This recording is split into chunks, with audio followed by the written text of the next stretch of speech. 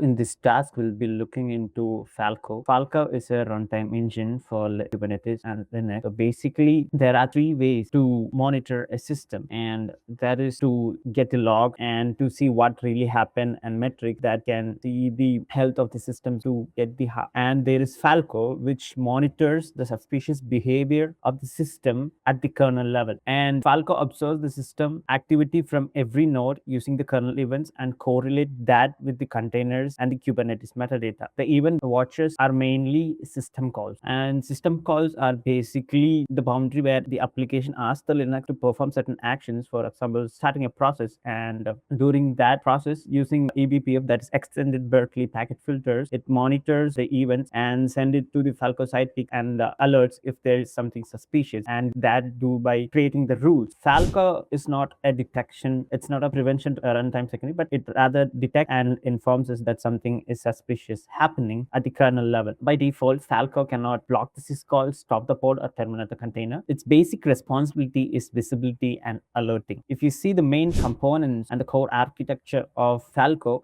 runs as a daemon set, meaning it runs on every node. It means that eBPF probe absorb the kernel events, evaluate the rules, and generate the alert. And we have rules. It's basically what the behavior should trigger the alert. So we basically set a rule, and if it is matches, it will trigger the alert. And we have Falcosidekick. Falcosidekick receive the alerts from the Falco and routes them to the external system. It supports webhook and Slack, etc. And next we have alert destination itself. So in this task, we'll be integrating it with Slack. So any suspicious activity, immediately we will get the notifications. And next we will look into eBPF, that is extended Berkeley packet filters. It's just a program that resides in the kernel and leverages eBPF and what every actions events that is happening in the kernel level, and it can be used for deep visibility and tracing what is happening at the kernel levels. And if we see like how all of this works, we can do with a diagram. So this all starts with an action that is happening in the container, like we or the hacker performs an action that in the terminal, and this triggers the syscall actions, and this command is converted to syscalls. And for example, if you execute, it starts process. If open, it open the files, and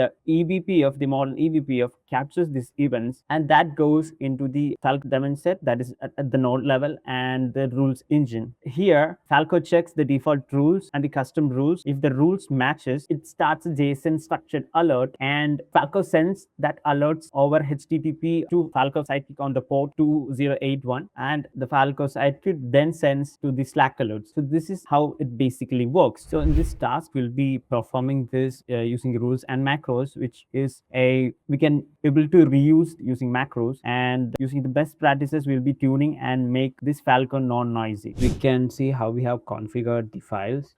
This is basically the test container used for the demo attacks and the deployment, and we are using the Nicola NetShoot images. And after that, if you see the Helm file, we have used the default Helm chart, which has the EPP of a Sidekick nodes pods and as well as the Falco pods. So this will help us to add custom rules and all the necessary features for the production ready requirements. And if you see in this, we have the Falco rules. First, we have enabled the modern eBPF, so which basically observe the kernel level activity without building traditional kernel modules. Next, we have Falco JSON output. We enabled that, produces the structured JSON alerts, and which it sends and passes to the Falcosidekick. And next, we have the Falcosidekick itself. So if we have the Slack minimum priority warning. So this means that higher severity alerts are surfaced and forward to the Slack. So this will basically reduce the alert noises, and lower priorities are not forwarded to the Slack alert. And next, we have the resources allotted for the pods, and then we have our custom rules. We have used both the macros as well as the rules to make it reusable and effective in production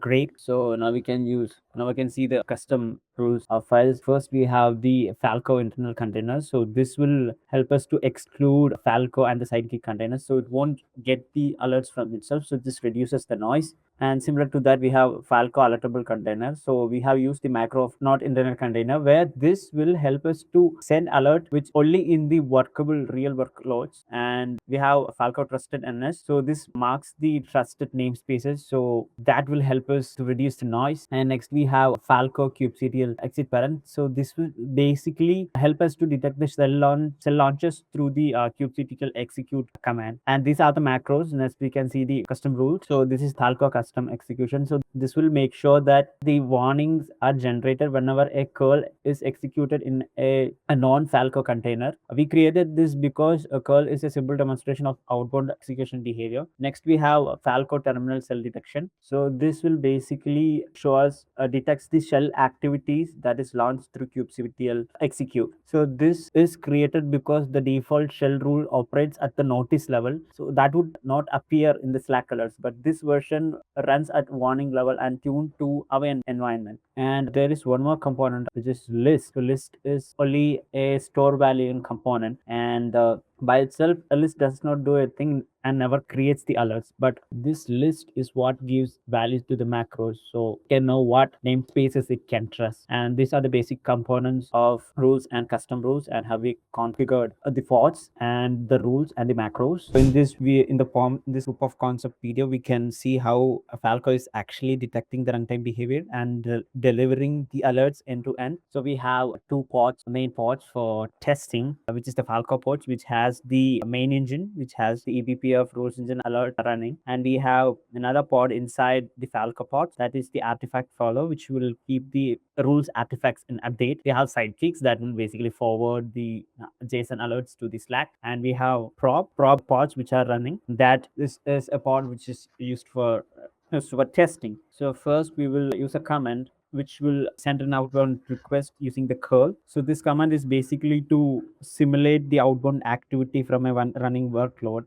And if you see that we got an alert, and next we have a command that outbound which simulates accessing the sensitive files. For example, if we have a shadow file that is being kept in the ECT folder and trying it would trigger the alerts as we see here. Next we have a command which is used to simulate a shell command, and triggering this would happen trigger the commands. This is happening in the kernel level, and the eBPF is getting the events and matching the rules that you had defined, and using certain rules like accessing sensitive informations, outbound rules which to the anonymous website, as well as shell commands that is from untrusted namespaces would trigger this. And we can get all the details that is needed from what command is being used, and like the pods, the house names, and the priorities, and what is the exact things that triggered it. And this is how it basically works. And for more fine tuning, we have to work on it. So for fine tuning, we did certain things like using only certain trusted namespaces, and using only warning, only priority that would trigger the alerts. And this is how it basically works. The triggers from the kernel to the PVF to the sidekicks to the Slack. So last task, we successfully used Falco and the Falco sidekick to detect the syscall activities and project the Slack notifications through sidekicks. But for getting the baseline metrics of how much noise is arising, we used log grouping to understand about that. But for that is not an effective method, and we don't know if we are missing any of the syscalls, which is called the syscall drops. So in this task, we will try to solve that problem at scale. So for that, we will be using the Prometheus tags, and using that Prometheus and the Grafana task, using those dashboards, you will understand like how many syscalls are being dropped and how many types of calls that is been happening. So basically this and a Falco sidekick port, that is 2801 and 8765, will be exposing the metrics through service monitors to automatically detect them. Prometheus will be scraping that from both the ports, and that using Grafana will be visualizing it. So that's the basic idea of this task. So normally Falco will be capturing the syscall activities events and forwarding it to the Falco side, and this will be formatting and sending this to Slack alerts for baselining the alerts and to understand them. So we are exposing these metrics to the service monitors, and that will be scraped by Prometheus and we will visualize through metrics. So let's get into the activity. So first we can trigger the detections so that all the three types of detections that we previously used, that is the SH terminal detections and file accessing, as well as the curl outbounds. First, let's check detections are running. If we see that it is processing, you can see that the call detected successfully and we are getting the notification or alerts, and we got the second warning terminal alert, and the third one is the outbound, and now we got the terminal read sensitive open also. If we don't have the Grafana, we have to log grep and we have to see like how much of these alerts are being gone and how much has been not scraped from the syscalls and how much have been dropped. So since we through the service monitoring we got it, we can get these details, so how much we have dropped. So with this present experiment we can see that we haven't dropped any of the syscall events, and if we see the Falcosidekick drop, so we can see the variables, that is namespace, pods, sources, and priorities that has been sending. So we can see the warnings which has been sending and what kind of detections have been used, and can see get according to the timestamps, and we can see that how many of the alerts have been pushed and the percentage of it. And through this method we can effectively get the numbers of the base alert numbers to reduce the noise and to get the details of how to reduce them and what are the